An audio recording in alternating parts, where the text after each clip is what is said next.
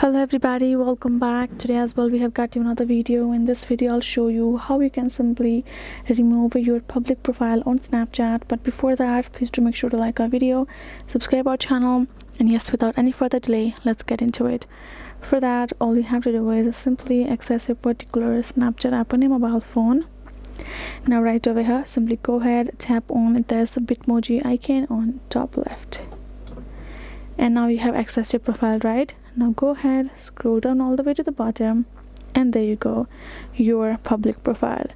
Now tap on it, and that's how you can simply access it. Now go ahead, tap on this three dot on top right, and you can see cleared public profile here in this bottom section. Tap on it. Now this will again appear for the reconfirmation, the notification. Tap on clear, and there you go, our public profile is now removed. Right, and that is how you can simply do it. You can do that to as many public profiles that you have created to yourself. Simply access it, go to public profile section, tap on clear public profile, and you're good to go. That is the way you can do it. Hope this video was helpful to you all. Thank you so much for watching, and yes, I'll see you guys in our next video.